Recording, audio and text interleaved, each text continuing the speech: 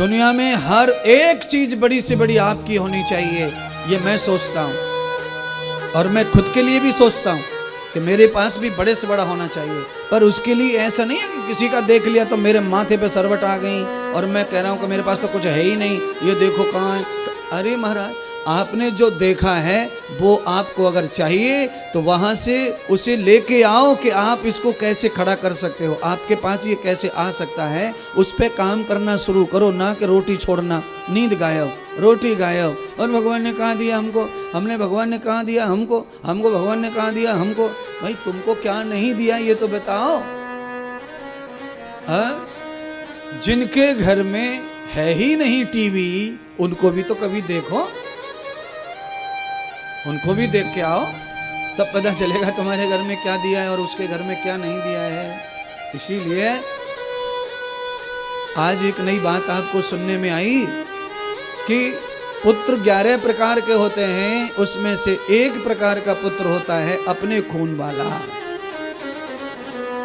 जिसके लिए जनता पागल है ये। और बाकी 10 प्रकार की औलादों के बारे में मैंने छेड़ दिया, थोड़ा थोड़ा आप समझ लो। ये औलाद है महाराज, या तद्धर्मम त्वयाह पुत्रे कर्मं पुण्य उत्तमः। आपके साथ में रहने वाला हर आदमी अगर आपकी आज्ञा मानता है तो वो आपका पुत्र ही है।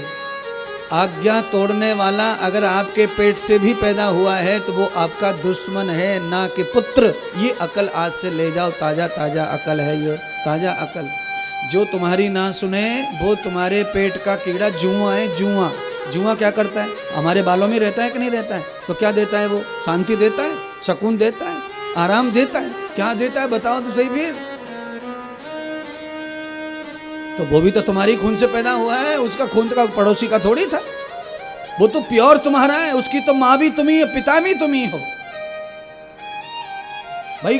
पसीना से पैदा होता है, पसीना से, पसीना में भी जीव, और जीव से जीव पैदा हो जाता है। अब बोलो, तो पसीना से जो पैदा हुआ है ऐसे ही बेटा बेटी भी होते हैं निकम्मे।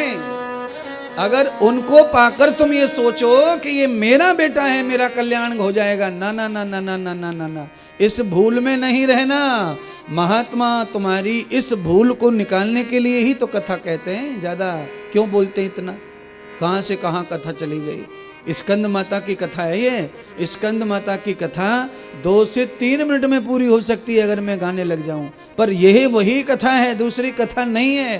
पर मैं कथा केवल ऐसी नहीं सुनाना चाहता, मैं आपको यह बताना चाहता हूं कि स्कंद माता कैसे प्रकट हुई, क्या चाहती और क्या होने वाला है कथा में आगे, वो सारा खेल मैं पहले दिखा रहा हूं। ये सारा खेल उस कथा का है।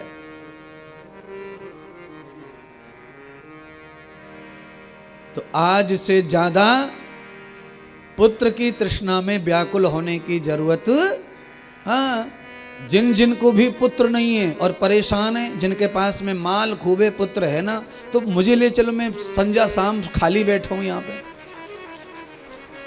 मेरे पास कोई काम नहीं, मुझे खाली 3-4 घंटे देते जाओ, उसमें तुम्हारा नाम भी बढ़ाऊंगा, उद्धार भी करूंगा, और बाकी पूरे टाइम मुझे तुम पुत्र ही बना के रखो। तुम्हारे पास क्या क्या जमा करके रखा है सब कुछ मुझे लिए छोड़ जाओ तुम।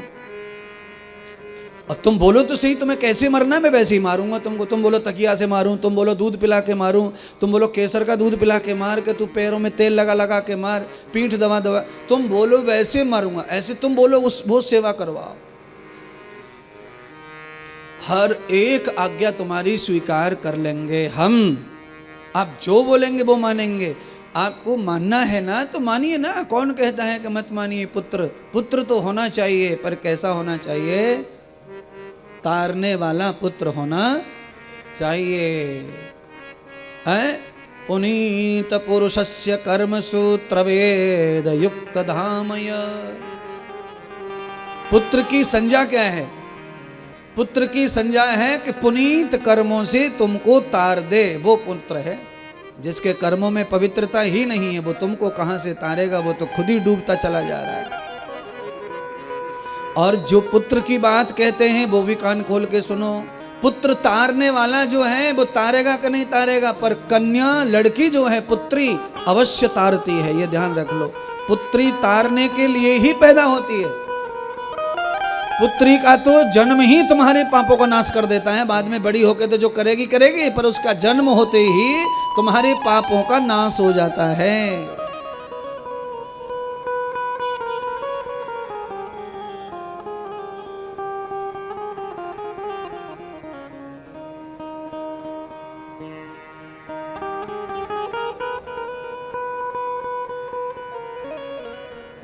अच्छा, इतिहास पढ़ो, इतिहास पढ़ो तो ज्यादा पुराना इतिहास नहीं बताएंगे हम आपको, 300-400 साल पुराना इतिहास बताएंगे।